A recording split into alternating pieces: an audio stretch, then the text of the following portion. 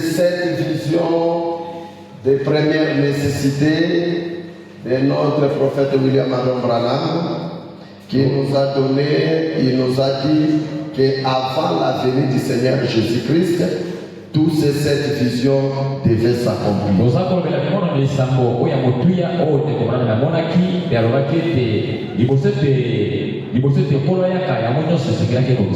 Amen. Peu importe les doctrines des gens qui disent que le Seigneur est déjà venu. La seconde venue, ce n'est pas une doctrine. La seconde venue, c'est une prophétie, une promesse qui doit s'accomplir à son temps. Est-ce que vous êtes ensemble avec moi? William Marion Branham, en 1933, Dieu m'avait donné des visions. Et ces visions, on les avait tous étudiées ici. Mais il nous restait la septième vision. Et depuis que nous étions des enfants, on nous parlait toujours de cette vision qui devait s'accomplir. Et avant que le Seigneur puisse arriver, il y aura un pape ici des États-Unis d'Amérique. Est-ce que vous êtes ensemble avec moi? Quand le pape précédent, quand il est sorti, comme il était de l'Amérique latine, d'autres gens croyaient que c'est lui. Mais par rapport aux Écritures, à la prophétie que le prophète nous a donnée, il y avait des détails. Et ce pape-là viendra ici des États-Unis et il sera un Américain. Est-ce que vous êtes ensemble avec moi? Et ce pape-là est aujourd'hui à la tête du Vatican. Aujourd'hui, on peut affirmer haut et fort que cette dernière prophétie a été accomplie. Est-ce que quelqu'un peut dire amen à cela? Au passé, moi je suis jeune fille. Je ne me suis pas encore marié. Il y aura ceux qui ira en enlèvement sans être marié. Est-ce que quelqu'un peut dire amen à cela? Il y aura des gens qui iront en enlèvement sans avoir des enfants. Est-ce que vous êtes ensemble avec moi? Peut-être au millénium, vous aurez ton vrai mari. Parce que le prophète Branham dit, ici sur la terre, vous mariez avec la personne qui n'était pas d'accord. Mais là au millénium, chacun retrouvera sa corde. Amen. Mais là-bas sur la terre, ma femme était interne, mon mari était. Toutes ces choses que nous avons vécues ici, nous allons l'oublier. Et ça ne montera pas dans notre cœur.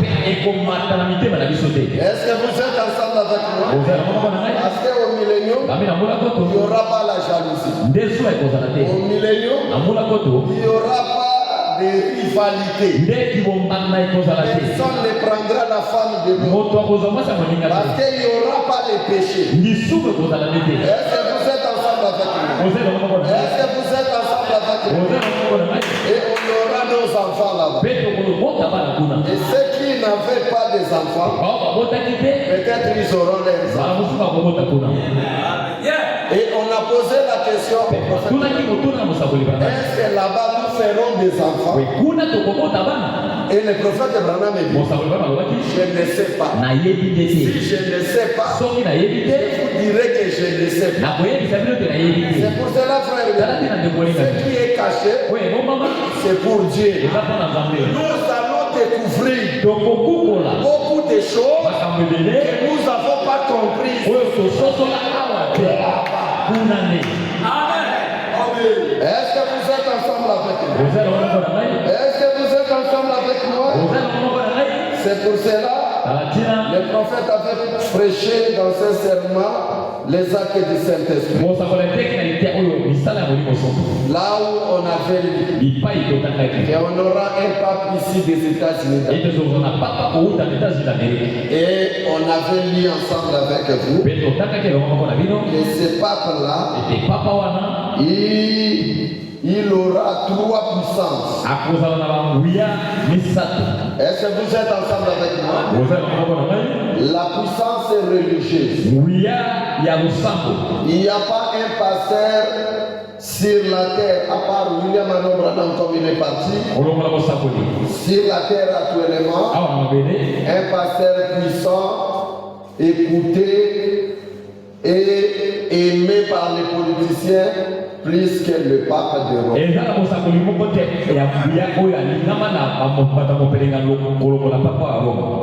qu'il y en a sur la terre?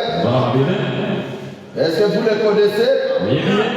C'est pour cela quand on a lu la Bible ici, quand la bête disparaît et quand il apparaît, c'est le monde entier qui est dans l'admiration. Et vous avez vu comment tous les grands présidents du monde sont allés là-bas à la mort. Parce qu'il détient la puissance politique. Est-ce que vous êtes ensemble avec moi? La puissance religieuse,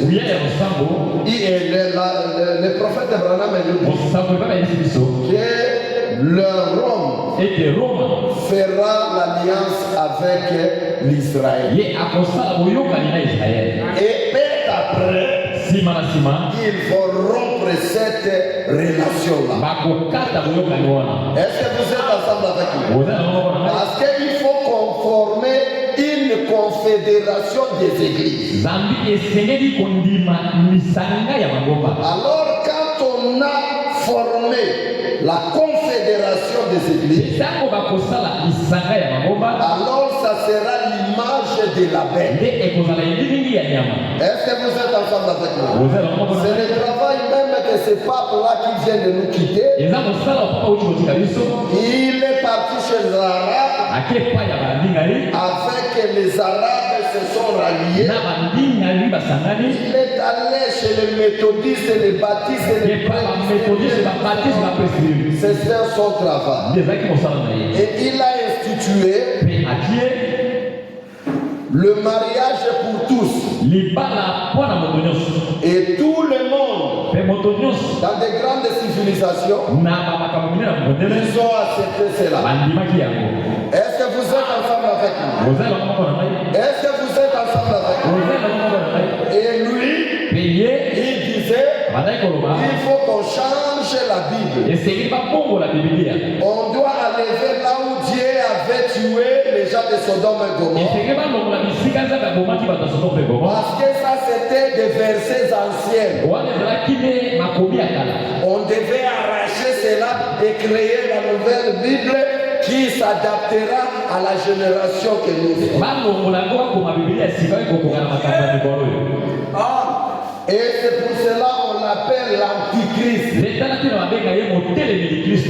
vous comprenez cela? Parce que chaque personne qui combat la parole devient l'Antichrist. Est-ce que vous êtes ensemble avec moi? Et vous allez voir que chaque président, quand il est élu, il doit faire un voyage là en Rome. Pourquoi?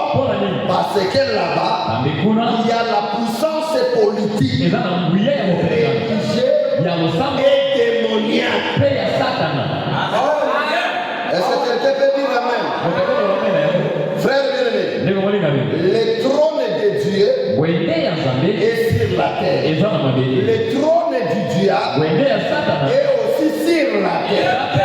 Dieu est représenté par ses serviteurs, par ses enfants. Il a aussi un royaume.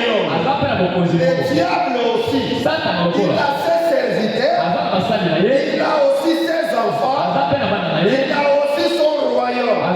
Le royaume est là, c'est un double royaume. Le royaume de Dieu est là, et le royaume du diable.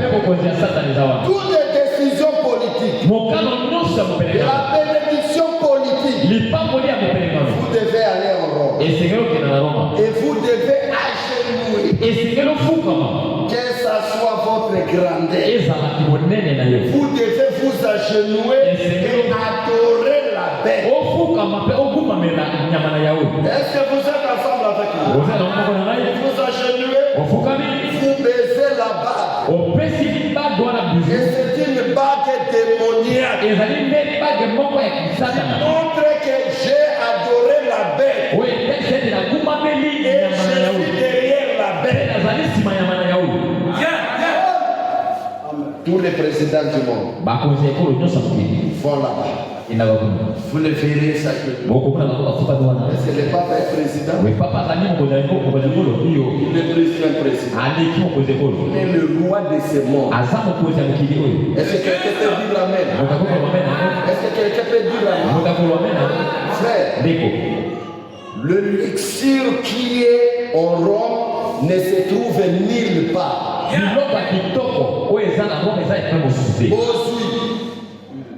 Les richesses, même quand Qatar achète de l'or, mais ça finit là. Même la Maison Blanche ne dépasse pas là où les papes, les souverains. Je vous dis la vérité. Est-ce que vous avez vu l'image de Saint-Pierre? Saint-Pierre de Rome, l'église. Il n'y a pas l'église sur la terre qui est comme l'église de Saint-Pierre. Aucune mosquée, même les mosquées d'Omar, ne peut pas arriver à Amen. Pourquoi? Il tient tous les pouvoirs de la terre. Et toutes les richesses. Et le trône du diable, c'est Rome. Je voulais attendre un amen. C'est Rome. Est-ce que vous êtes ensemble avec nous? Lisons un peu quelque chose. Nous lisons ici dans cette source. Page 216.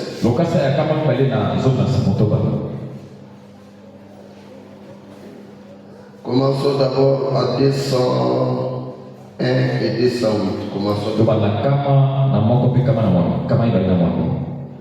je lis dans deuxième source. Écoutez, frère bien-aimé.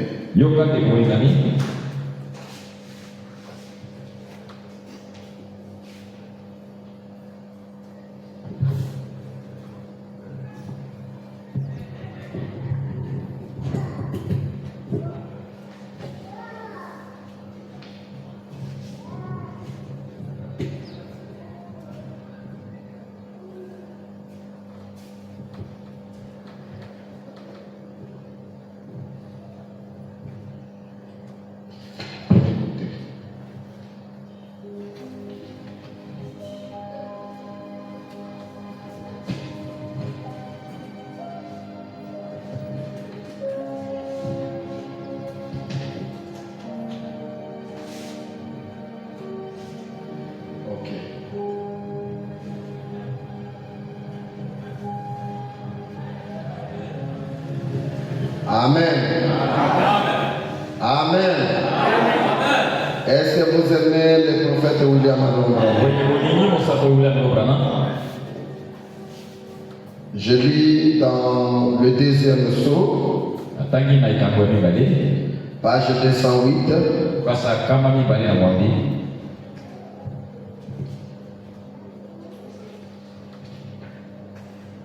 Page 208.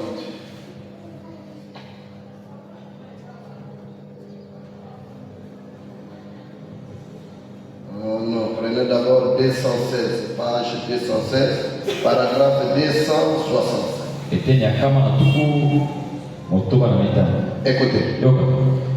Maintenant, quand ce terrible esprit séducteur, oh là là, s'incarne, l'esprit incarné, cet esprit de doctrine s'incarne dans un homme pour prendre la place de Christ. Il prend la place de Christ. Alors il lui fit être adoré. Amen. Est-ce que quelqu'un peut dire amen à cela?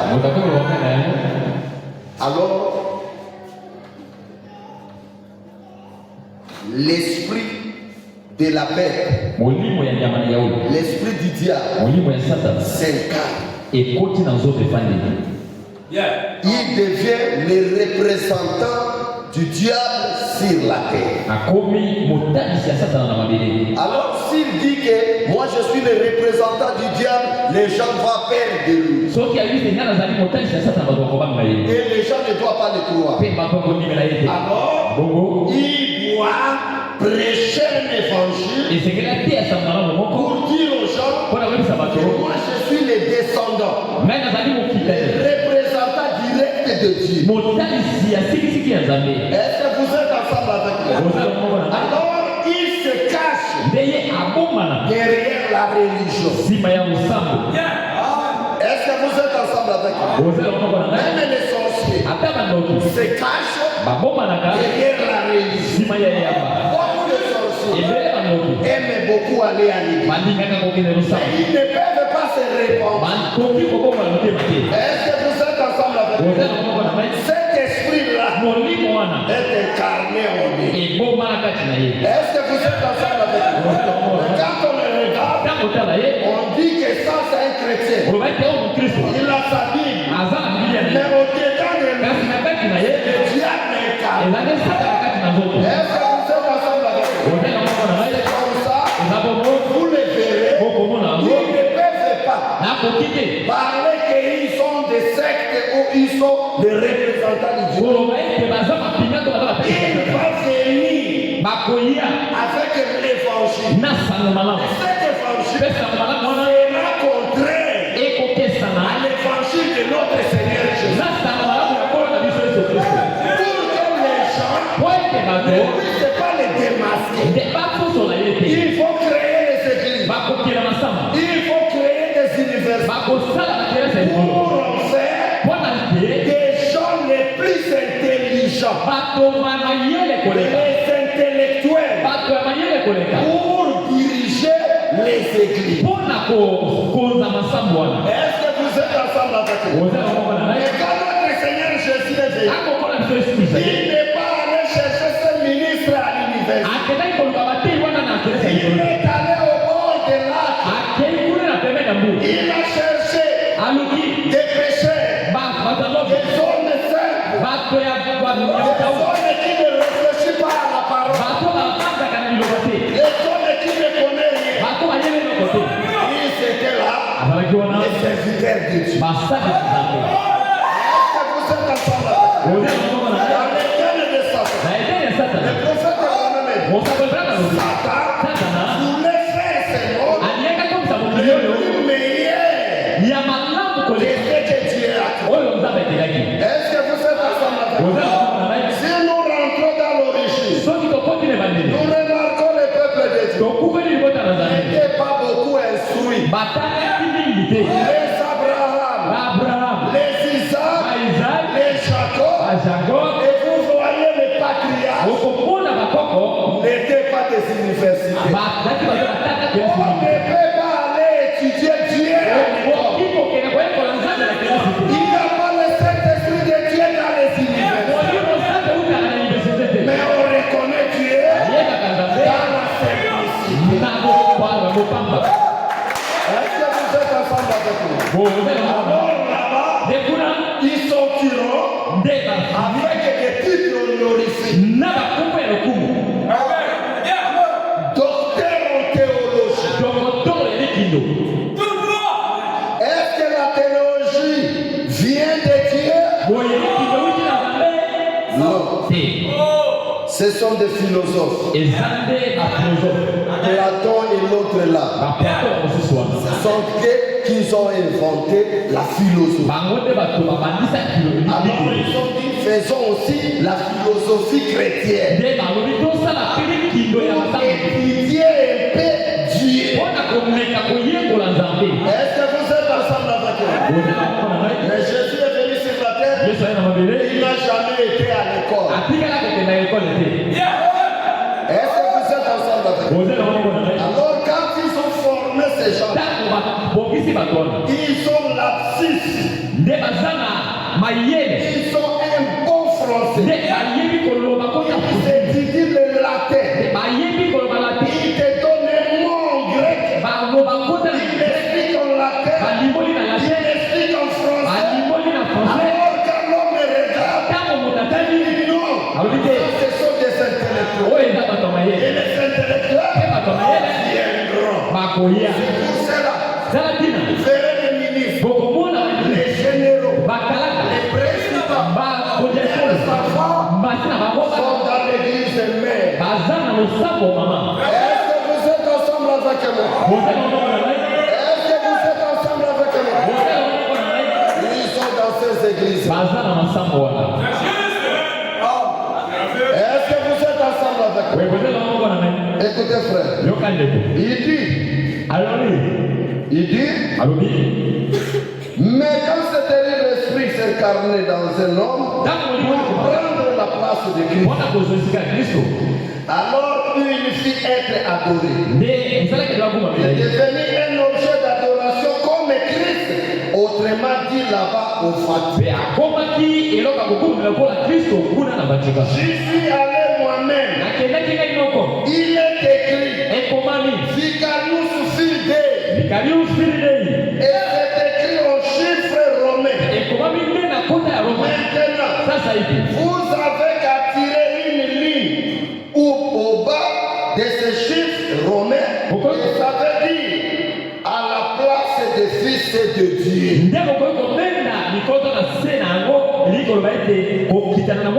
Autrement dit, il est un vicaire.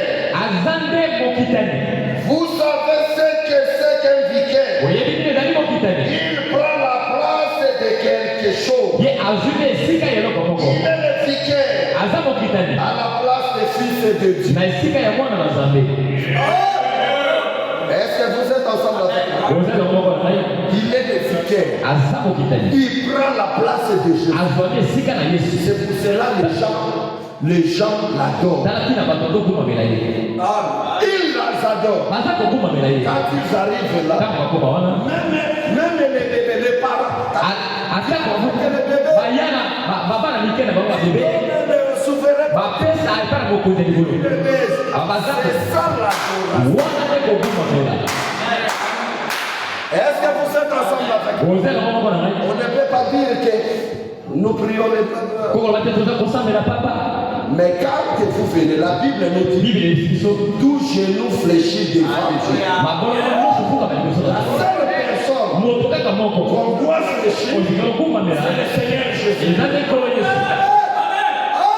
Mais tous les rois de Dieu, tous les présidents, tous les dignitaires se fléchissent devant la main. Est-ce que ce que je dis c'est la vérité? C'est ça l'adoration. Ça le savoir. Et les autres les savent. Écoutez bien. Il dit, et autre dit, il est le vicaire. Vous savez ce que c'est qu'un vicaire? Il prend la place de quelqu'un. Il est le vicaire à la place du Fils de Dieu.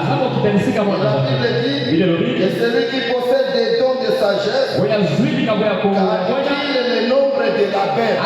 Car c'est un nombre d'hommes. Et ce nombre c'est 666. Prenez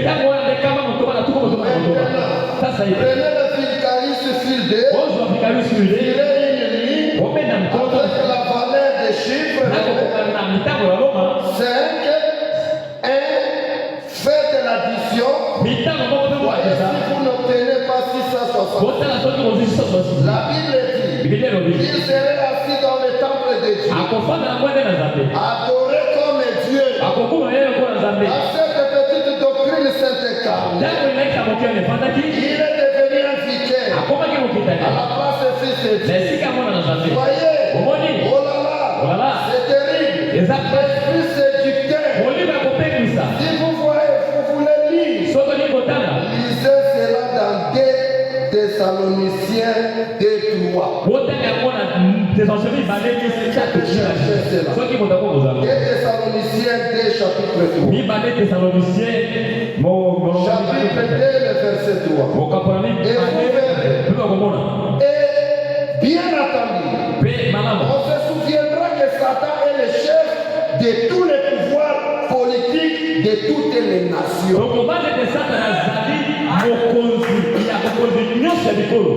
Amen. Mokonzi nyonso ya bikulu nyonso ya se. Mokonzi na yango azali Satan. Yeah. Amen. Amen. Amen. Amen. C'est le diable. Ezali Satan. Satan. Nyoka yaka. Yeah. Amen. Amen. Tomona ki origine. Mosakoli Branham alobi tango babengisaki Lucifer na likolo. Lucifer aye awa esengelaki asala royaume ndenge amonaki royaume ya Nzambe parce que anvieki yawo. Yango wana frère, soki molimo ya koanvie ekoteli yo bengisa yango mabe ekomema yo na rétrogradation. Je vous dis la vérité. Batebele bakenda komona ba marabu, bakenda komona banganga, bakenda komona parce que molimo ya kulula imatina. Nakoma lokola ndeko, nakoma lokola. Même na ba pasteur, bake kosimba bakisi, ona akoma lokola oyo kuna. Basimbe la kayekisi. Yoke ndo simbela Nzambe. Nzambe nde kisi ya monene oyo eleka bakisi nyonso. Amen. Ok, makambo ezotambola te ndenge nini oyo kuna frère. Grâce ya ndeko eza grâce ya yo. Wana yebisaki pasteur moko aza koloba na ngabi pasteur Jean-Claude. Bino Nzambe asungi yo sombi lopango tongi. Ngana yebisi na mimi. O pasteur okuna ngai bandana ya ministère 22 ans yango eloko ya malamu te na yebisi ya frère. Grâce ya Abraham eza grâce ya Isaac te. Amen. Grâce ya Jacob eza grâce ya Lévi. Amen. Grâce au Moïse a vu eza grâce au Josué a vu. Amen. Yeah. Moi na Nzambe moko asa na grâce au Amen. Amen. Est-ce que vous êtes ensemble avec moi? Frère, oyebi ososo ke ndenge nga nazalaka original nazana dublirité. Esi olala nzala oyebi ke original. Mais juste je dis la vérité.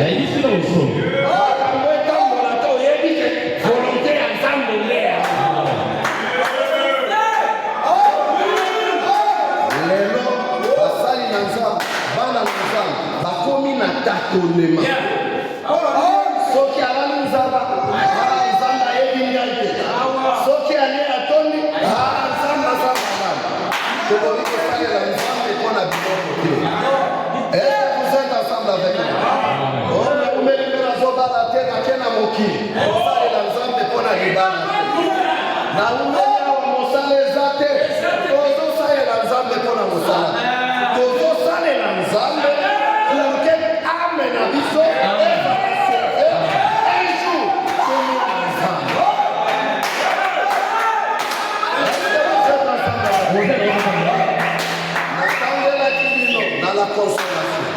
Mosakoli Branham alobi Nzambe aza koliesa bato oyo baza kotosa ye na bao baza kotosa ye.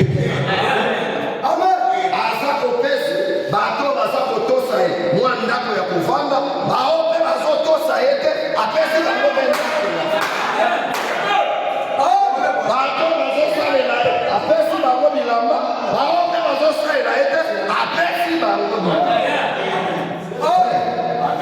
tokoki kosambela nzambe mpona bilamba mpona kolia te mpona ndako te parce que azopesa yango ofele azopesa moto ndeke aza na position te mais chaque jour nzambe apesaka ya. Est-ce que vous êtes ensemble avec moi? Frère bien-aimé, ceux qui ont souffert dans ma belle à moquer, ils ont ta volonté à Kuna, frère, yo, si vous êtes 80 ans, ah, papa wana ye mokolo wa, soki aye koluka sere moko ya papa ya mokolo, mwa mokongo, angumba nywa mokolo,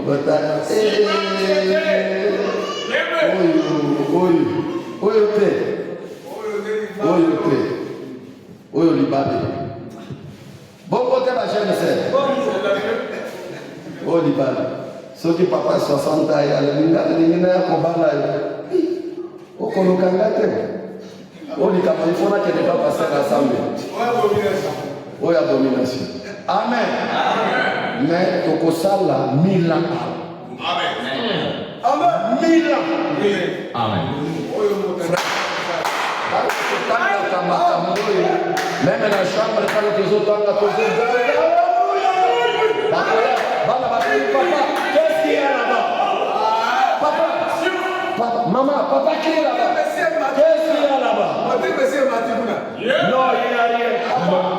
On a écouté, tu as crié là. Non, c'est lui la Bible. Amen. Amen. Frère, na mabelu eza neloko eleki kozala mwana na nzambe. Bato ebele nde basosoli te. Amen. Eloko eleki kozala mwana na nzambe. Exactement. Je veux dire la vérité. Moi, Nananza, un frère, ceux qui otali nzamba fungolo misu, otali ndenge nzamba bundela kanisa, okukozali sata mokolo moko pona mosala na yo, pona mbongo na yo kokotia nzambe. Eloko nini ezosalaki nzambe amimonisa te parce que na ta ya Abraham nzamba kokaki komimonisa na Abraham na ta nyonso Abraham alingi kokona. Je vous dis la vérité. Et frère Branham alobi il y a 3000 ans que nzamba komi difficile pour nous. Pourquoi? Bato balingi lisusu komipesa na nzambe. Bato balipesi na misala. Mosale kotika. Est-ce que mosale komema biso na lo? Mombongo komema biso na likolo. Frère, même mbongo oyo nyonso kokosala mapango tokosonga. Ekotika na nyonso pe ekozika na moto. Yango wana ezo servir biso kaka tombaka na frère kofonde likia na yote na biloko wote mpona nzambe aza na nzambe ifo bamona nga na voiture bamona ngai na boto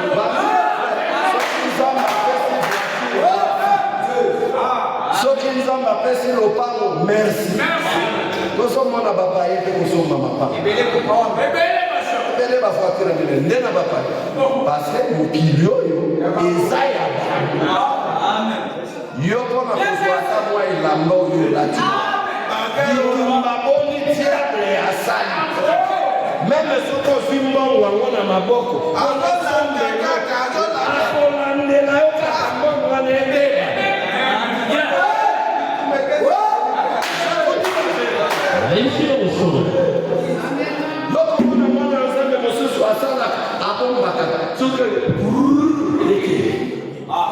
diable akolinga jamais osimba frère même ba magicien ba maïkari ba rose kuwa soki amoni yo kaka na moi elamba ya malamu motema na ye ezobeba nga nazomina tufi kuna napesi basakrifisi ya bana napesi mwasi me bango bazozwa na pete kanda ata soki azali membre ya fami na yo akokadela yo te.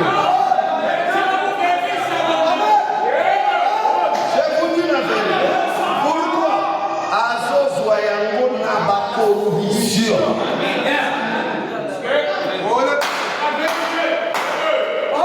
Ndenge kofandi ya boye bakaki mokilo eza ya biso toza bapaya bapelere bosoto komo mona nde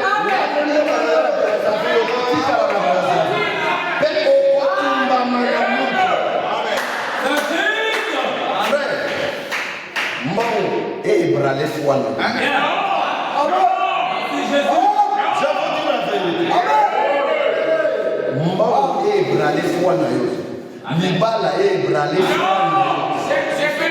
Soki nzamba na diko kokende. Lola zamba bala. Et est-ce que c'est le père non. Volonté en zamba. Amen. Amen. Frère, Nzambe azalaki kunimonisa na Eden chaque poko azoki asangani na chaque jour poko nyonso mais lelo mpona komona Nzambe soki moto ayebisi yo namonaki ange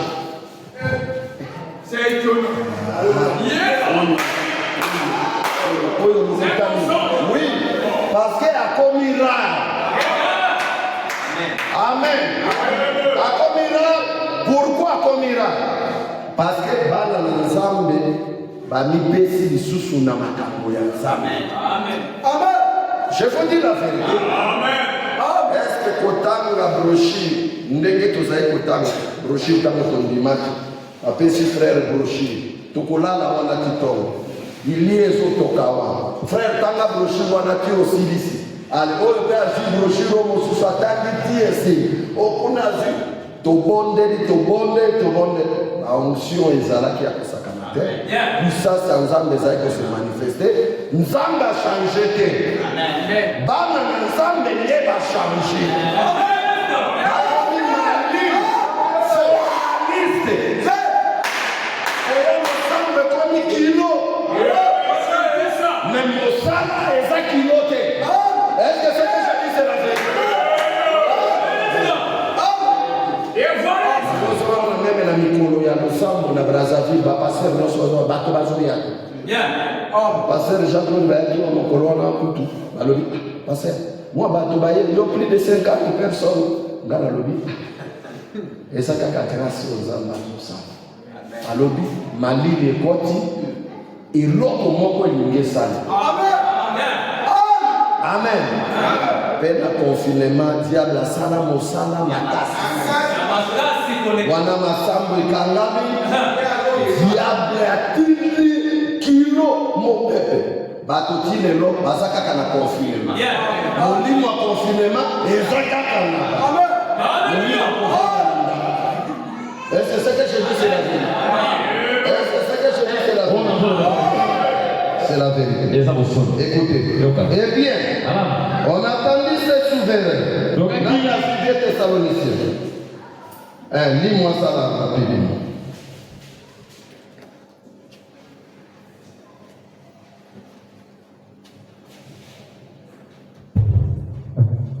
Thessaloniciens 2, chapitre 3.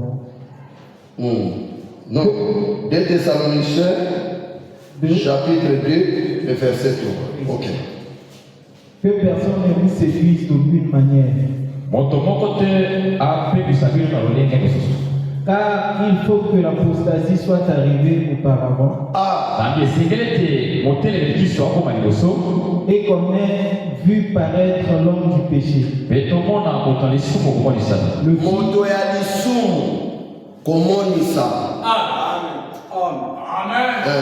fils de la perdition.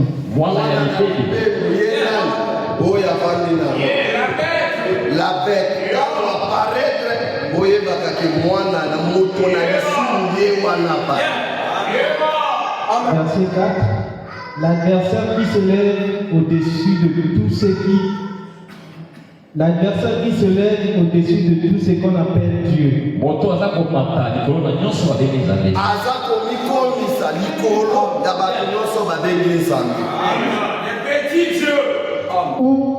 de ce qu'on adore.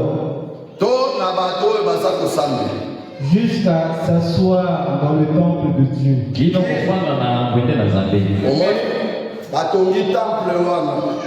Saint-Pierre de Basilique. Avant de cité wana monene eza na bakartier. Sokotali yango frère siro ezakuna. Gouvernement mobimba ezakuna. Ba armée ezakuna. La police ezakuna. Service ya sécurité ya kosakana te. Mokolo ya kufaki ba annoncer balobi avion moko survolé likolo ya Vatican. Bango, est-ce que l'avion est survolé qui? Tous. Tous les rois. Le président Yaminen, Trump, Roubert Dakoufi, Bête il faut apparaître. Tous sont encore. C'est un roi. Azar roi. Yango Moni, le président Nyonso Bakenda Nakuna Kufuka. Continuez de nous. Jusqu'à s'asseoir dans le temple de Dieu, se proclamant lui-même Dieu.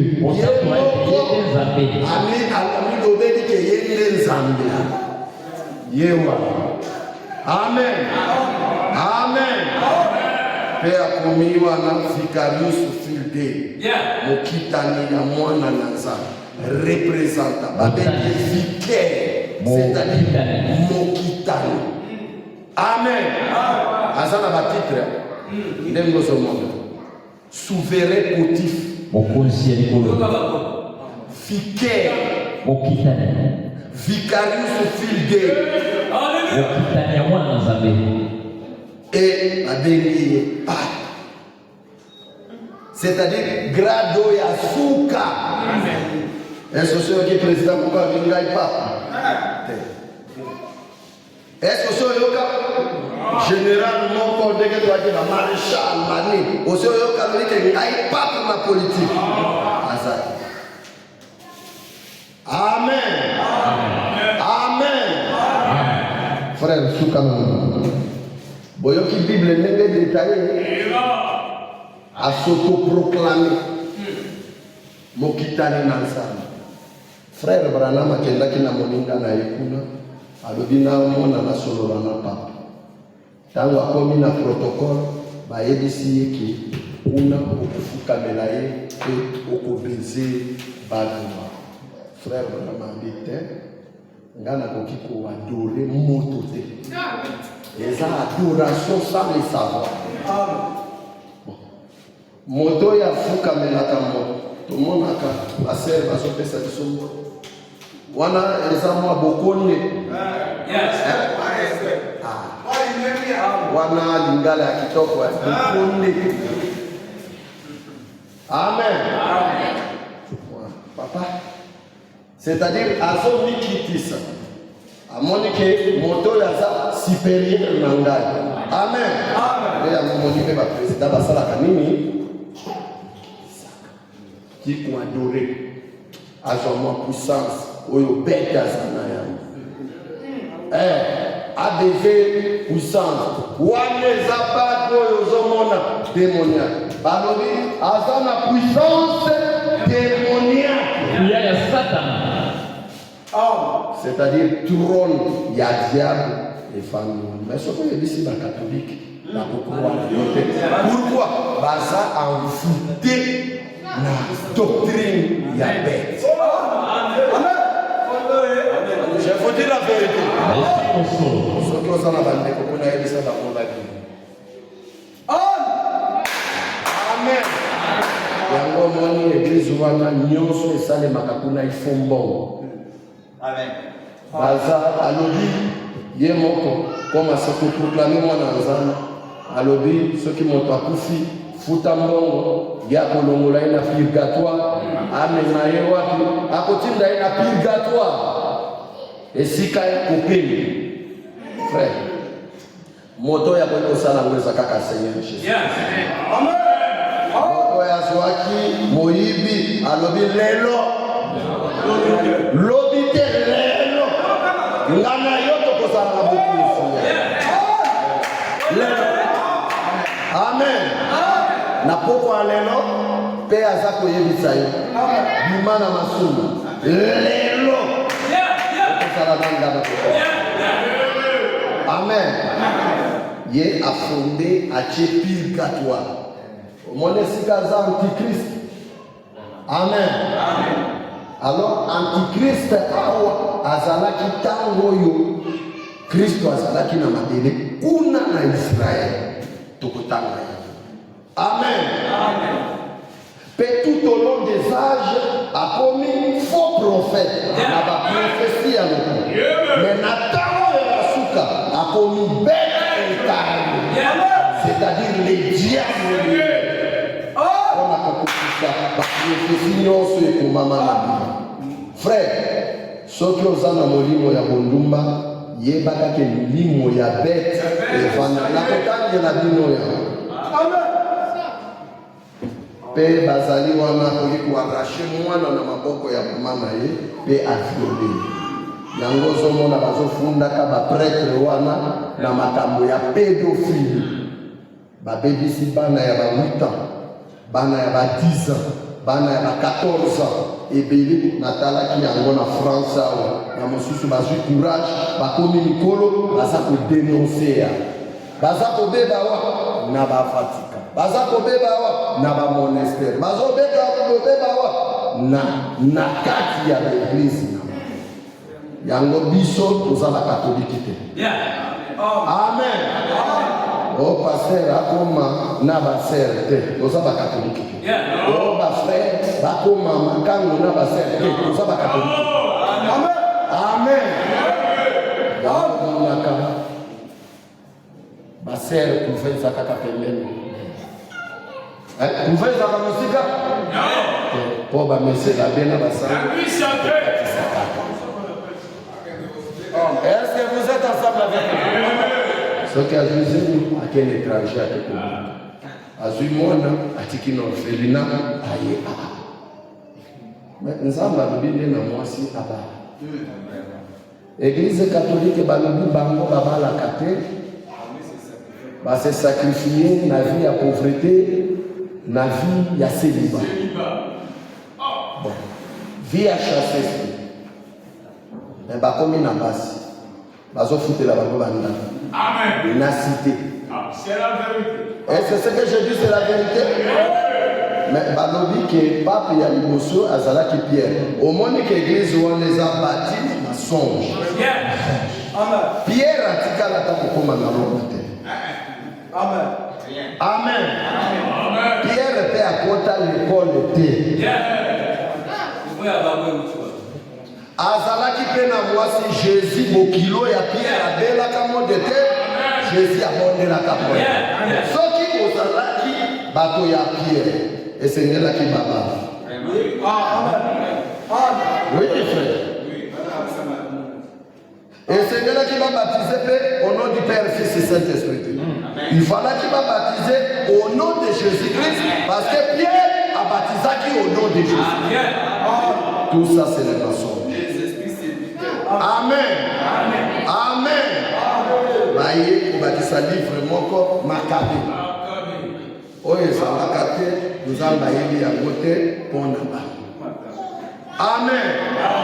Et comme moto akufi bakomisi ye mosala. Ata azalaki ivrogne momelilo okune pa na bango eloko kopekisa bezate. Ezate moto abika ndenge ali. Sango azwa moto kikambo azwa kuriste likambo zate. Frère akozwa kuriste akozwa mumimi. Bobini boye bomeli mbangi bomeli makaya bapete mosusu bamelaka makaya. Masanga izali shumuke. Amen. Est-ce que Pierre azaki molangu masanga? C'est à la contre de la parole. Asa antichrist. antichrist. Amen. Paix à sa faux prophète parce que à ça qu'on nous a changé l'Ilobayanza. Bible comment na bangote mais baningi va changer Bible livre yo komate. Mokolo eloko banda kuma a modifié kate. Amen. Est-ce que même un prophète attend de la faire à contredire la Bible? Un vrai prophète de Dieu ne peut pas contredire la parole. La parole, il est l'antichrist. Amen. Amen. Écoutez. Eh bien, 268. On se souvient que Satan est le chef de tous les pouvoirs politiques de toutes les nations. Combien savent cela? Jésus sur une haute montagne et il lui a montré tous les royaumes du monde. Ont jamais existé ou qui existait jamais un clin d'œil. Vous parlerez d'une personnage, il a dit. Je te donnerai si tu m'adores.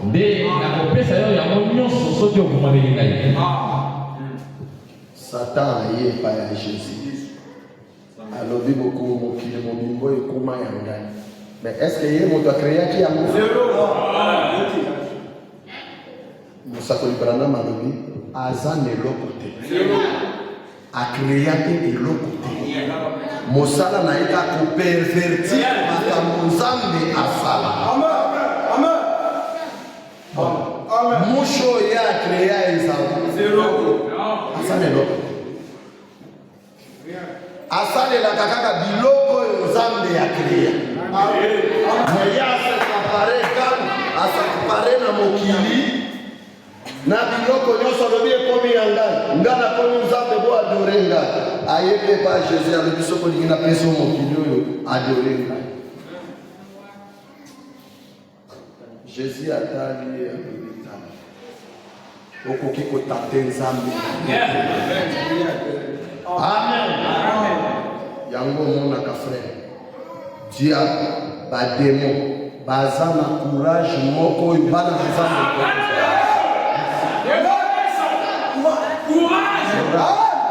ayebi que c'est moi si à moto mais à ça n'a plus courage. Je vous dis la vérité. Courage à tout Satan. Ayebi que moi si à moto mais à koya koto dia na très courage azala kapena sonike ndenge référence ya koloba mosisa ya soni batata balongola yango ozomona kotambusa mwasi motaka mwasi azomona aza malamu azomona aza malamu me aza motaka moto olikamoni me ye moko akoyoka soni mpona nini diable alongola soni. Je vous dis la vérité. Moto baza kopesa condition abimana mamo ya boti. Est-ce bon moto ezali? Non. Bon moto elongwa. Azali susu na bon moto te akoma na bunyama. Pourquoi? Bête akoti avandi. Apesi esprit ya nyama. Bonyama. Est-ce nyama kipaka mwasi ya moto? Nyama kipaka o mwana ya mekolole oyo mwasi ya voisin moto akomi na molimo ya nyama akoki kobimanga mobali ya yaya na ye loko te voisin abimina cousin abimina molimo ya bonyama. Je vous dis la vérité. Nous devons comprendre que molimo ya bonyama ekote. Il faut battre ça na libobanza. Pe moto andemo na série na délivrance totale. Est-ce que vous êtes ensemble avec moi? Est-ce que vous êtes ensemble avec moi? yango moni molimo wana ya nyama ekendaki koluka mwasi ya ngana na jardin. Amen. Parce que totalaki ntango oyo ye akitaki na likolo diable ayaki kosincarne epai ya nyama. Alors ntango esincarne epai ya nyama akomi bete, yango wana tobengaka ye nyama ya yango. Amen. Pe totangaki wana kombo na ye aza na nature ya léopard. Nde omoni kombo na ye bandaki na léo. Eza hasard te. Eza mystère. Amen. Tango tokati tolongoli léopard totikali na léo. Amen, amen. Wana kotalisaki ye wana moto akoya na marque. Amen. Ye wana moto akoexercer marque de la bête pe image de la bête. Pe mosakoli branga malobi bête aza na licence kuna yende moto afundaka biso epai ya nzambe.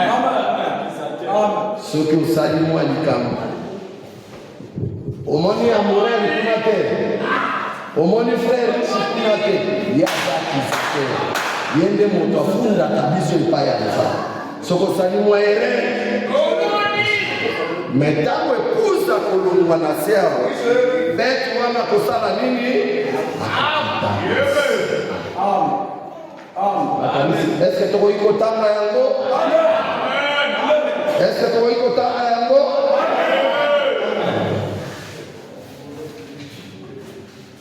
Totanga na deuxième saut toujours.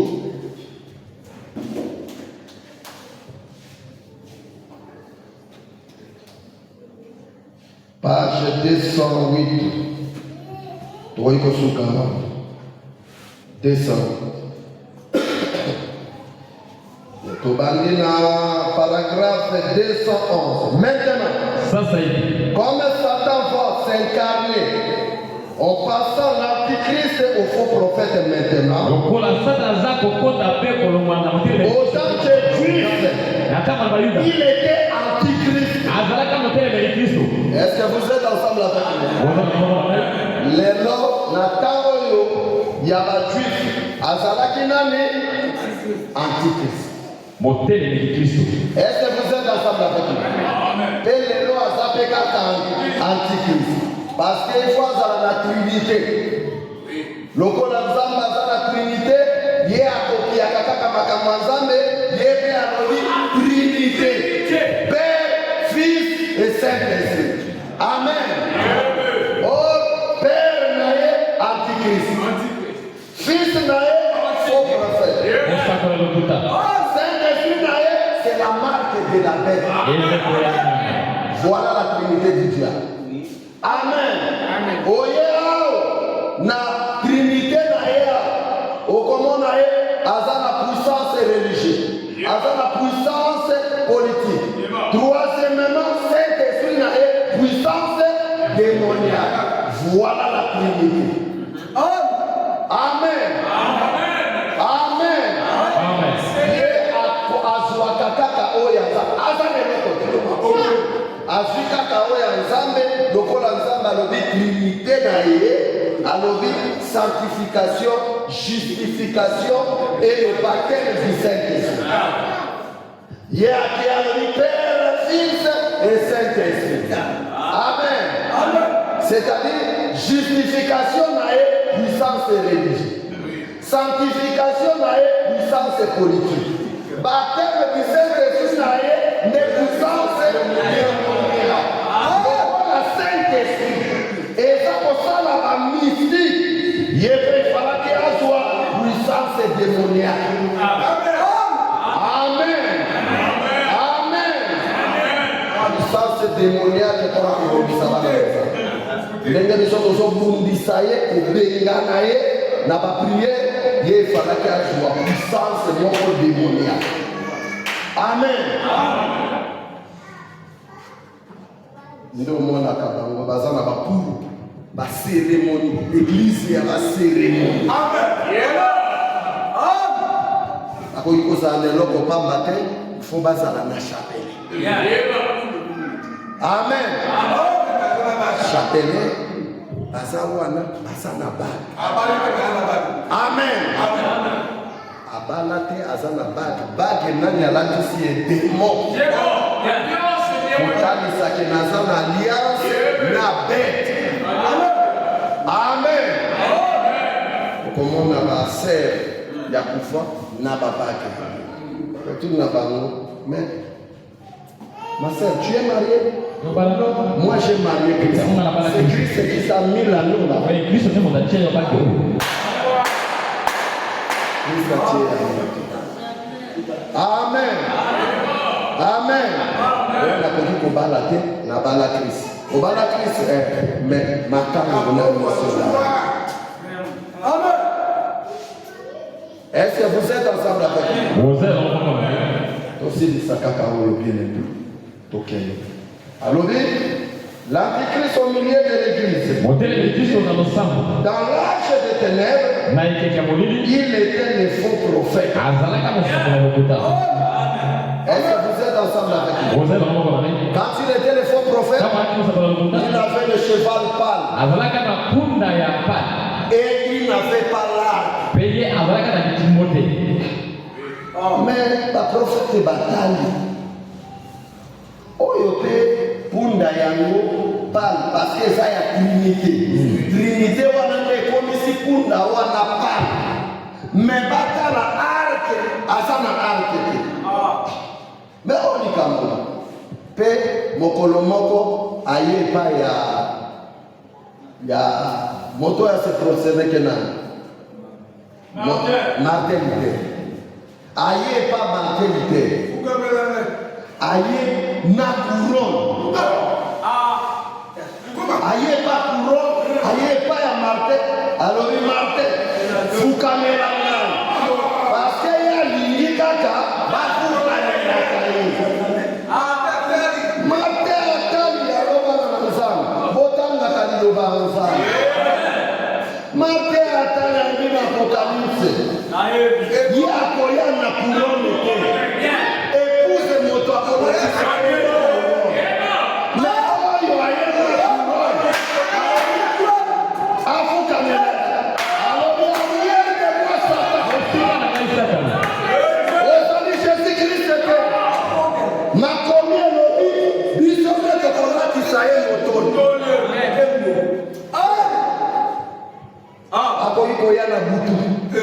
Na ndoto il prend la forme aye a su forme au kanisa ete akoya na mani c'est un jeune na ba réunion kutu ndenge bakendaka na deuxième monde kuna mais c'est la même moko ya bangi abimi kuna yoki voix ya Jésus ayebisi bima l'église wana za obima osalika mais c'est la même akenda ba réunion kuna. Amen. Alobi tango bakia moni ejeune. Ba pesiye nini yake kosinye bika ene kosinye. Ayebo akuti moi petit moko moi jeune moko afandi wana. Moi jeune. Alobi na ye pesanga biki wana nasi. Jeune angope azokipe. Or que kuna basinyaka ndena makila. Otoboli makila na yo ebimi nde aussi. Alors moto ya mimaki ye kuna ayemba ngwa yesa. Keba. C'est le maître. Maître. O barua na ba président ba ye awo ndeko na li. Tobola na nini wana. Après asini. Après na suka tuni nani amemaki ya moto amemaki ya lobi. Ngai moto amemaki abi me afa ya komemaye il faut solo anayo ebisa ema kamonya swezania moto wana banki tango bazona ye diable awaza kande jeune alobi ye wana aswa kama forme réunion na se ya mabe abimi alobi te nzambe ayebisi abibi makuna Babylone la grande. Yo samona na ngana kwa frère.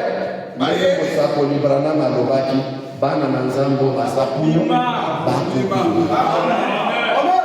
amen ekokoma na ntango oyo bakokuma vérité amen mpe bandeko baza na bafausse doctrine soki bana na nzambe baza kuna ya semence bakoluka esika vérité amen amen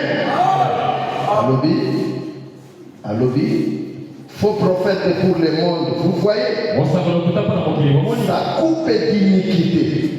Pour l'âge de l'église actuelle, pour le sambo yaneno, Nathan yabatui fazala qui antichrist.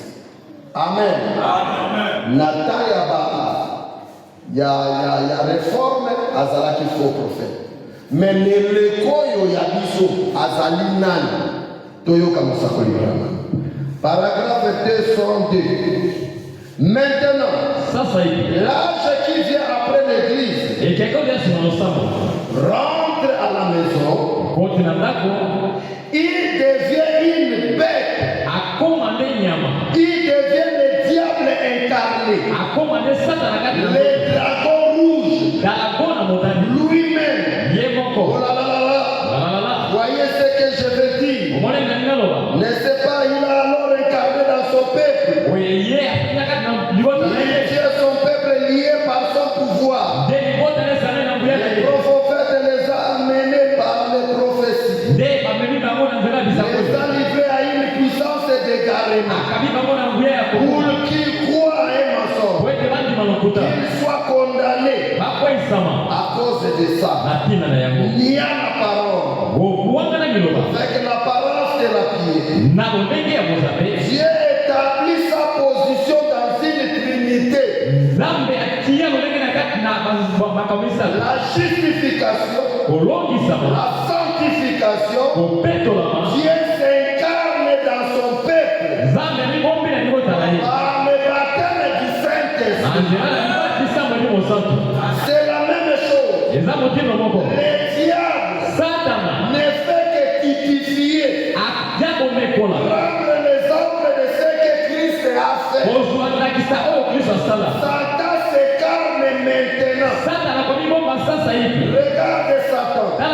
Quand Jésus s'incarne dans son peuple, la vie même qui était en Christ est manifestée dans ces personnes-là. Qu'est-ce qui arrive? Si vous pouvez, vous avez la vie d'un pommier et que vous menez la vie d'un pommier, ça veut dire que la vie de la pommier n'est pas en. Quand vous dites, quand vous entendez ces gens dire qu'ils ont le Saint-Esprit, alors qui nie cette parole, il y a quelque chose qui cloche. Le Saint-Esprit a écrit cette parole. Le Saint-Esprit ne peut pas la nier. Sauf que dans le Saint-Esprit, Saint-Esprit montre comment il nous va. Saint-Esprit est zakatinayo et pour reconnaître il y a ensemble de la vérité.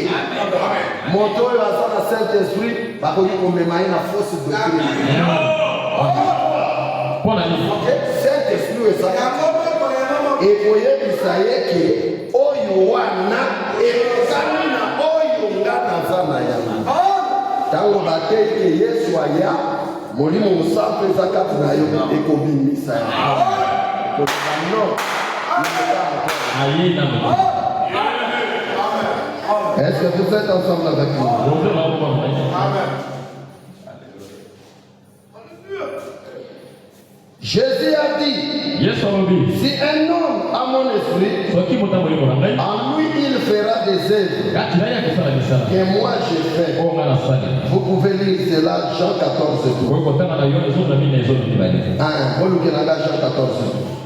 Il en fera même plus, parce que je m'en vais au Père. Alors il est sanctifié. Pour qu'ils puissent en tenir devant Dieu. Cette goutte d'encre tombe là lui fait franchir l'abîme. Maintenant,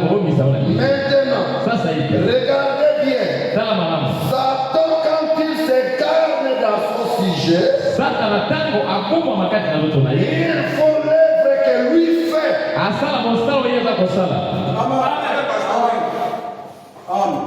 Passez.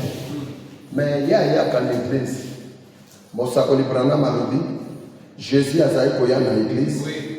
Judas Iscariot, Azala qui est incarné par le diable. Azala qui peut Koya. Ateya qui peut l'Obaya. Azala qui peut la fonction dans l'église. Frère, fonction dans l'église. Côté à l'Obaya, et le dit mon toi qui. Motoabiki, tango ya zu baptême de Saint-Esprit katanaye. Osala ya nzambe esili. Akomi nzambe ya moke. Natangaki meme na tongo alobi moto soki azwi Saint-Esprit akomi na caractère ya nzambe. Bizaleli ya bonzambe. Amen. Mais soki tomoni oyina na motema. Est-ce que le diable a ça la trône na ina motema na yo? Tomoni moto ya kofinga ya kominimize bato ya komona kaka yende. Frère bien, diable a vendu na mi. Saint-Esprit pe evandi na mitema ya bana. Mosakoli alobi tokoyeba nani aza na Saint-Esprit pe tokoyeba nani oyo aza na diable na motema na misala. Amen. Frère, ata osali hypocrisie, ata osali hypocrisie 10 ans, 15 ans, mais eza na mokolo moko nzambe akodemase. Est-ce que vous êtes ensemble avec moi? Frère, na moment tozokende oyo eza moment moko ya kosakana te. Depuis obanda kosambela moment oyo na eza moment ya masekite. Eza moment ya mwana na nzambe abongisa bongo na ye. Ozalaki na problème na moto obongisi. C'est-à-dire ozala na signe moko d'amertume na moto. Ozala na problème na moto. Bato bazala na problème na yo. Mais yo ozala na problème na bato. Amen. Amen. Frère bien-aimé, tokomi na moment Israël alukaki atraverser. Israël azalaki kaka likolo azalaki kovanda te. Frère, obongisi kuna est-ce que makambo nyonso babagage eza prêt? Le prophète Branham alobi toza komibakisa mikumba mpona kokende te, mais toza kodefaire. Est-ce que vous êtes ensemble avec moi? Kodume ezali longo na yo, koyina ezali longo na yo, kofinga eyali monimo ezali longo, infidélité ezali longo. Longo la frère ote parce namonaka butu naliaka baka frère momo ya koya kotika makambo yango. Amen. Amen. Amen. Frère bien-aimé, mokili ndenge tozali baza ko comprendre eloko oyo eza kose passer. Eloko eza kose passer etali kaka baeli ya nzambe. Lelo bato mosusu bavandi na eglise baza baelite etali bango te. Elobeli bango mpo eloko te. Ekosuwa pete, ekolengisa pe bango te, ekoningisa bango te, ekopia bango bomo te. Je vous dis la vérité. Makambo etali kaka épouse. Parce que l'épouse sortira de l'église. Est-ce que vous êtes ensemble? Frère, foi na yo kokanisa yango na moto te. Foi na yo kokanisa na mama te, na papa te, na décoté, na mwasi te, na bana te. Na voisin te. Lokola ya tete, ndai te, na kokende te. Foi na yo kanisa yango te na moto.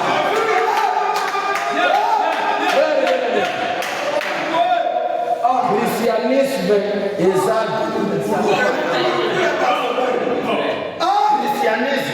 un moto yemoko na nzambe. L'expérience dans frère, bato mosusu bato tikala ba membre de l'église bato. Je vous dis la vérité. Prophète Branham a dit même ici en Branham tabernacle, l'épouse sortira de cette église. Amen. Amen. Tous les gens bayoka liloba 2 ans 3 ans 4 ans azaka baptisé peut-être etali payé. Bon, azaman azapaye. Est-ce que ce que je dis c'est la vérité? En vérité.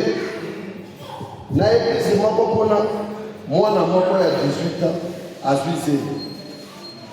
Pasteur, il faut te livrer, frère. Va livrer à Kaye, non, oui. Non. Pasteur Jean-Claude Dala, maman, oui, avec ma cabane, frère. Et ça n'a pas de message, mais la message.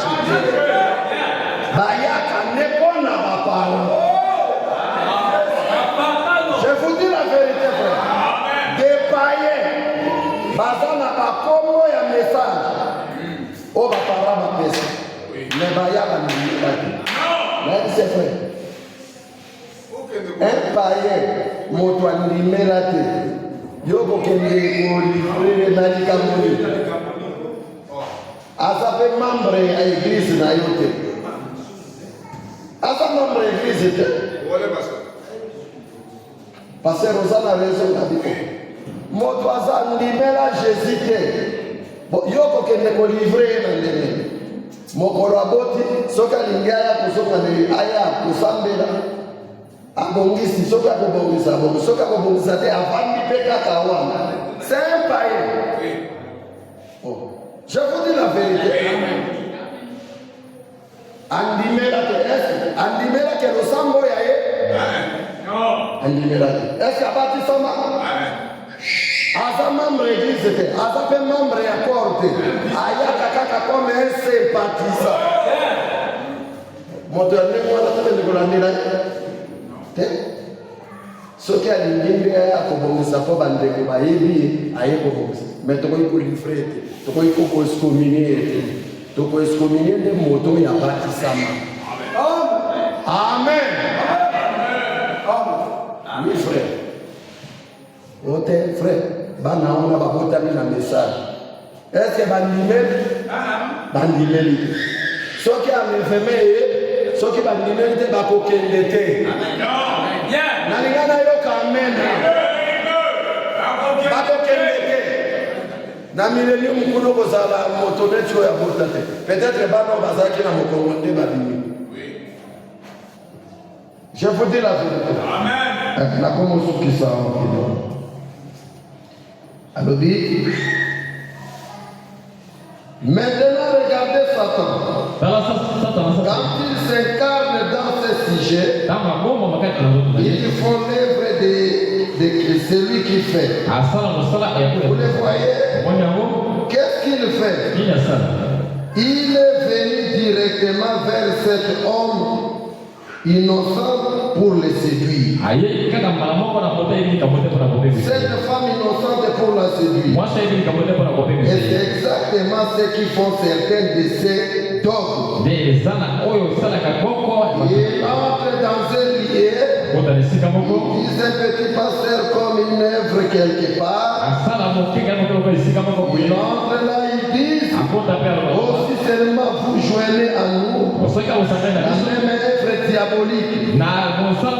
C'est la vérité. été. Quand Satan s'incarne à son église pour agir en démon, alors ce sont ceux qui la commettent, le maître et les massacres et tous ses effets. Satan était métrier. Pour commencer, un menteur. Est-ce que vous êtes ensemble avec moi? Et quand il rentre dans un homme ou une femme, il fait ses œuvres. Mais il faut être spirituel pour comprendre cela.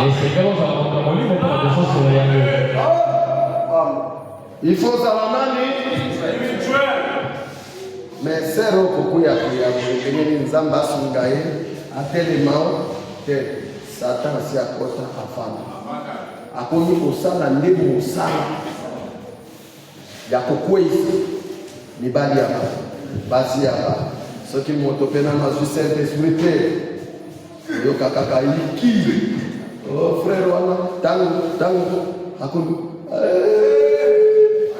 bon moto ezongi azalaki amfute ndenge omoni Satan auti likolo asincarne na bête aye azwi mwasi yaka abotisi ye mwana pe semence na ye ezati lelo.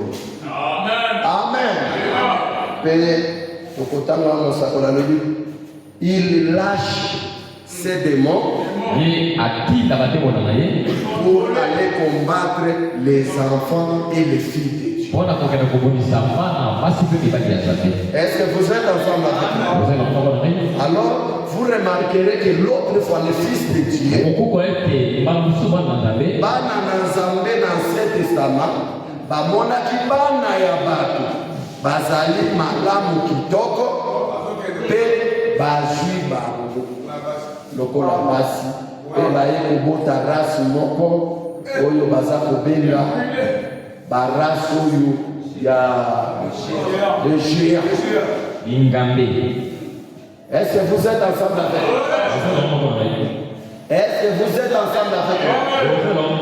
Baye kobota race hybride, ba géant wana des hommes de Raymond. Baza na appétit sexuel. Ndenge mosakoli brana mazo. Akoki kobala 4, 5, 6, 7 basi. Akotonda te. Amen. Nde moko ayiko mona Branham abime yo ozana mwasi malamu aza kosambela yo ndenge ni ozosambela bomo yozoka ase Branham ndenge ozomona ngai nasalema mpona mwasi moko te ndenge ozomona ngai nasalema mpona mwasi moko te eza mpe na bato na mabele basalema mpona mwasi. Il faut délivrer. Mosusu azalaki na ngambo milimo wana ekotela ye aza pasteur.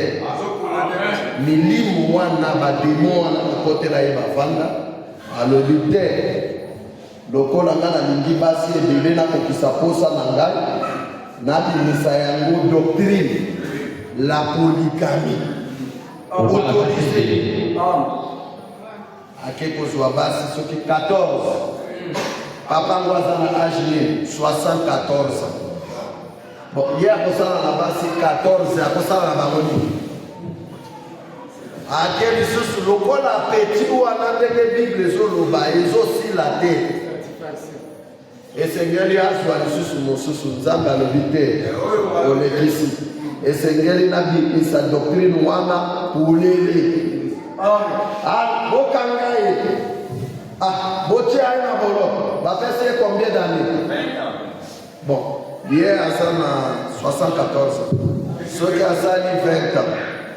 Est-ce akoko misayango?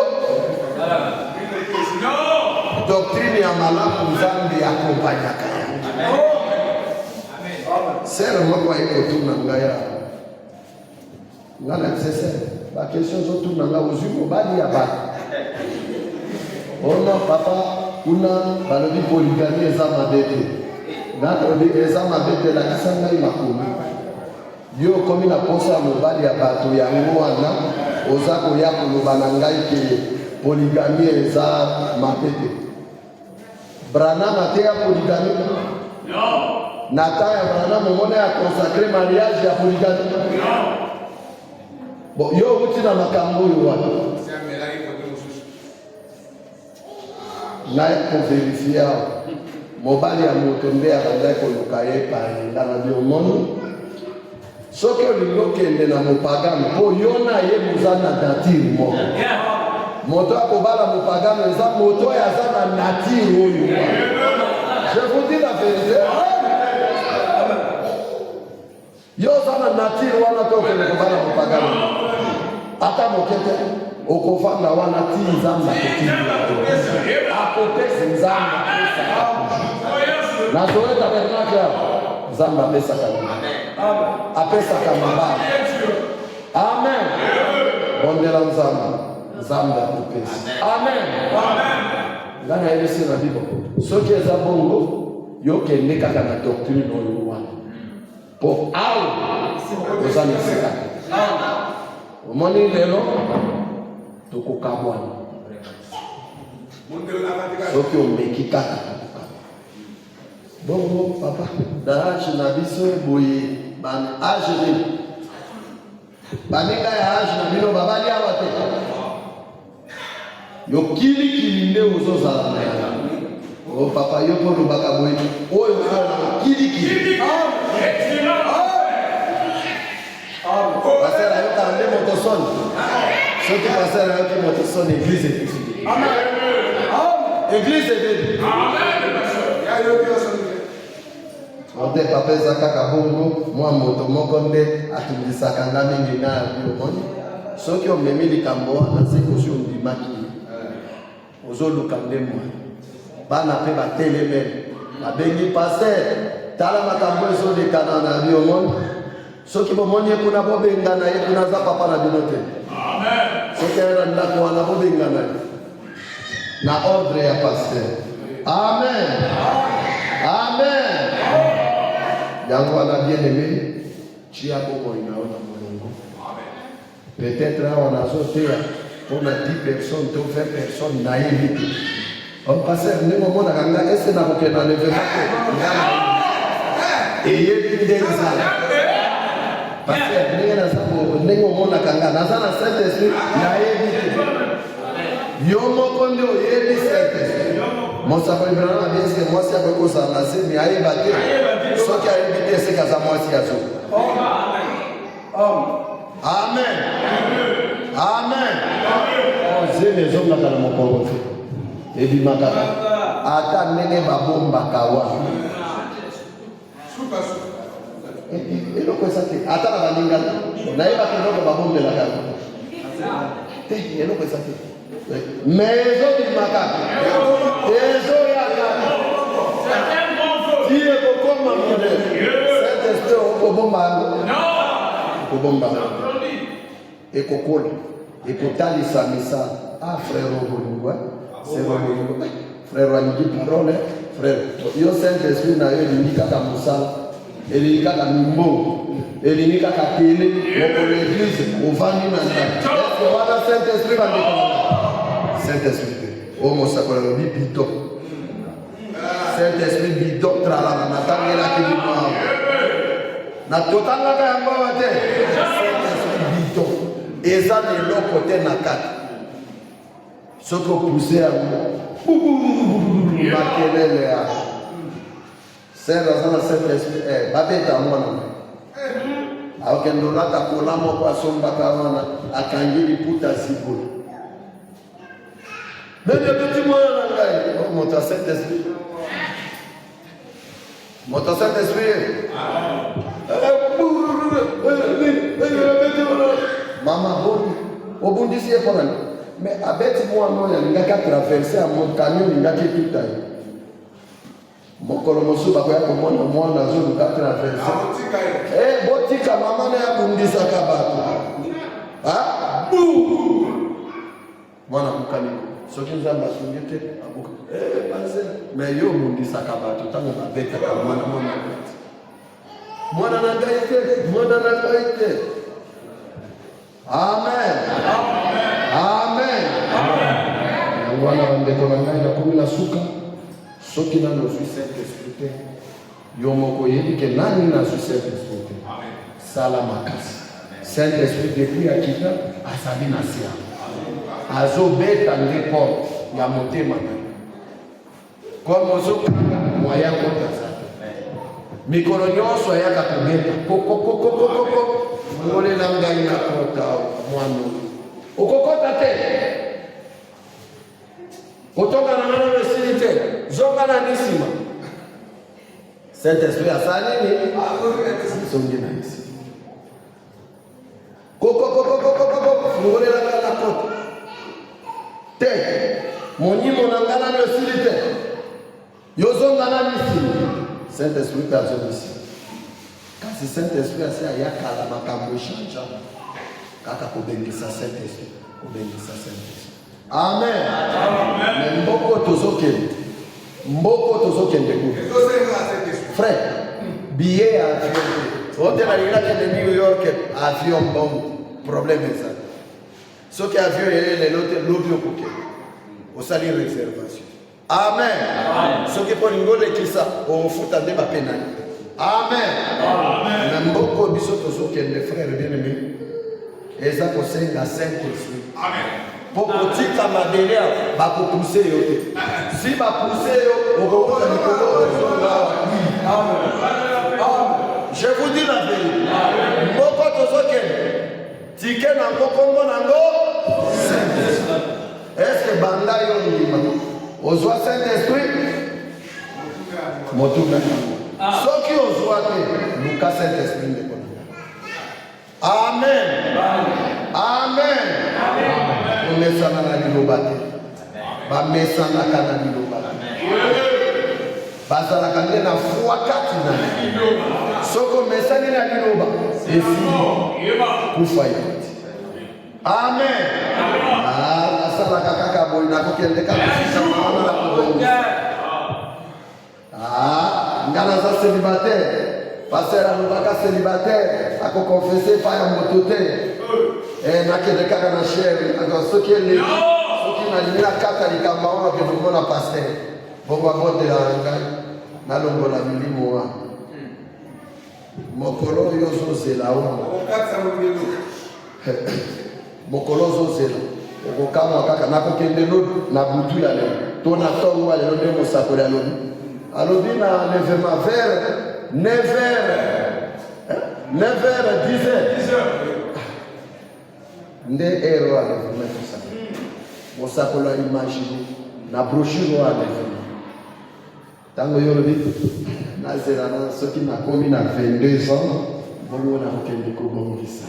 Na tia 25 ans nani mokili. Osose. Jésus a quitté. Ma mort à Christ est ressuscité. Et comment n'a pas passé, n'a confessé, n'a pas confessé. Trop tard. Est-ce le moment où les gens sont moment pour baptiser?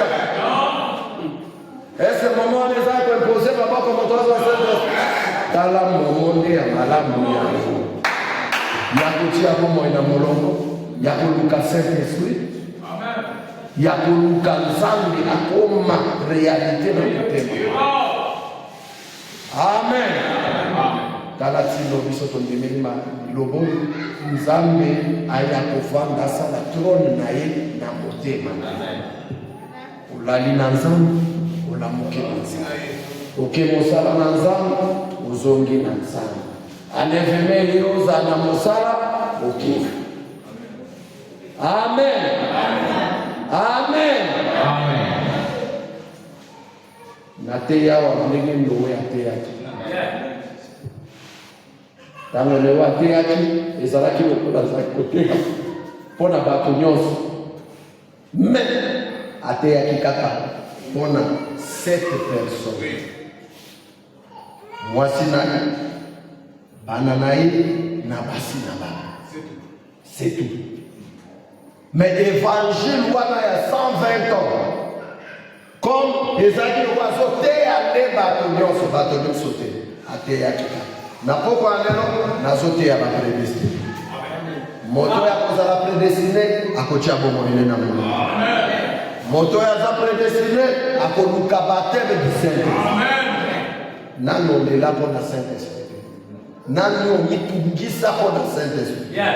Soko mitungisi uleli sango pour la Saint-Esprit. Au gêner pour savoir la Saint-Esprit. Je vous dis la vérité. Encore meleko ya suka akomi wanande koluka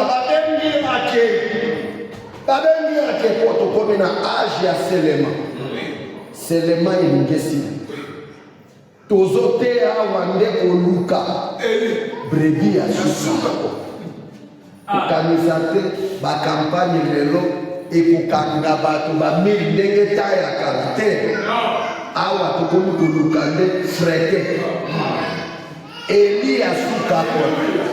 Okosala ba campagne na Brazzaville okozwa ba 1000 personnes. Oyo bakoza baptiser. Je vous dis la vérité. Amen. Awe kominde bana ya nzambe ya oyo batikali mwana nde nzambe za. Amen. Atosali la réunion de réveil okozwa 200 personnes pour baptiser. Jamais. C'est difficile. Frère Abraham Alobi bambisi nzambe asia lungoni baza kukufa baza kokota baza kukufa baza kokota baza kukufa baza kokota na tango totikali etikali ba frete Mikel usali campagne mois 5 mois 6 mois 10 mois 20 Amen. Amen. Tango kobenga bangai bakobatisa mabaye tango kolikoke ne kobatisa bamosusu bakuta komitaya. Amen. Amen. Nzambe apambola bino na kombo.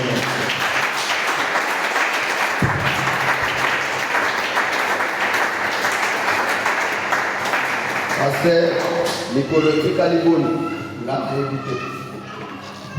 Nzambe ndiye ayo. Soki alobito umela isusu 10 ans wananza. Soki alobi 5 ans wananza. Mais il faut se préparer chaque jour. Parce que tu es évité. Peut-être l'eau, peut-être si malou. Amen. Amen. Tu es le bon à y aller. C'est qu'à la fin de l'année. La fin de l'année, na vatoko manami bomis. Ibomisa ni colonios. Oye bi mo kolote. Iwape za pembeni na biso. Amen. Iwape promesse ensemble. Toutes les matobonde ensemble. Mulembaki na mabonde ni zonde la mabonde. Mulembaki na bajene de prière, zonde la bajene de prière. Zama mikolo na yo jeune. Bonde la nzambe nzambe. Bimbisa mabunga na ngai. Pesanga pater du Saint-Esprit. Alingi libatisa changer ngai. Au monde des moments kwa zalaki na nzoto na yo, yebisa nzambe longola yo. Amen. Au monde kilo ye, yebisa nzambe longola kilo.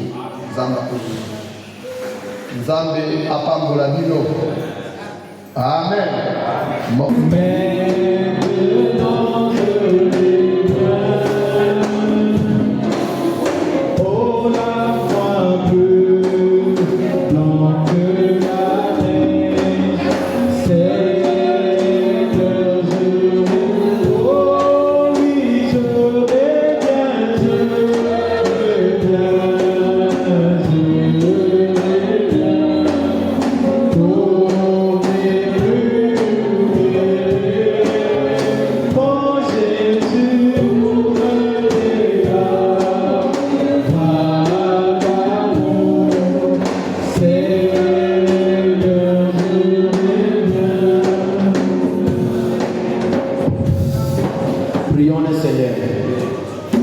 Seigneur Dieu Tout-Puissant, nous te sommes infiniment reconnaissants de la manière, ô Dieu Tout-Puissant, tu nous as fait. Ce que nous voulons, ô Dieu, que ta parole puisse devenir vie en nous. Que la mondanité puisse quitter chaque vie. Que le véritable Saint-Esprit puisse s'incarner dans nos vies. Et que cela puisse produire les produits dignes de la vie. Merci Seigneur. Nous nous répandons ce soir. Regardons le parcours de notre vie. Et nous regardons là où nous sommes avec la parole. Seigneur Dieu Tout-Puissant, chaque cœur ce soir est en train de réfléchir, est en train de pleurer. Oh Seigneur Dieu Tout-Puissant, c'est que toi tu voulais que nous soyons. Nous ne sommes pas encore arrivés à cela. Mais Seigneur, ce que nous savons, nous ne sommes pas ce que nous étions. C'est-à-dire la parole a fait quelque chose. C'est pour cela, oh Dieu, tu as dit là au Odyssée, toi tu es dehors. Tu es en train de frapper la porte de notre cœur. Et pour habiter et rester là. Ce soir, celui qui a écouté la parole et qui a été vivement touché dans son cœur et qui a ouvert le cœur de son cœur au Dieu Tout-Puissant. Il a ouvert la porte de son cœur. Et nous demandons le Saint-Esprit, qui est l'agent de Dieu, puisse rentrer et demeurer, puisse s'incarner dans nos cœurs, après de sortir la montagne. Merci Seigneur. Bénis-les, ô Dieu Tout-Puissant. Ce n'est pas nous qui les avons appelés. C'est toi qui nous avais appelés. Et tu nous as appelés pour que nous soyons des agents de ton royaume. Mais le diable veut prendre et dérober tes enfants. Mais toi tu as dit dans ta parole, aucun élu ne sera perdu. Nous croyons au Dieu Tout-Puissant que ce soir, il y a de tes élus qui sont ici. Et aucun élu ne sera perdu. Si aucun élu ne sera perdu, descends au Dieu Tout-Puissant. Donne à chaque élu le baptême du Saint-Esprit. Au nom du Seigneur Jésus. Celui qui est venu malade, après avoir écouté la parole, qu'il soit guéri au nom du Seigneur. Celui qui a des problèmes physiques, financiers, spirituels, qu'il reçoit la solution ce soir. Au nom du Seigneur Jésus. Bénis les dîmes et les offrandes. Bénis notre chemin de retour. Au nom du Seigneur Jésus-Christ, nous te prions ici. Amen.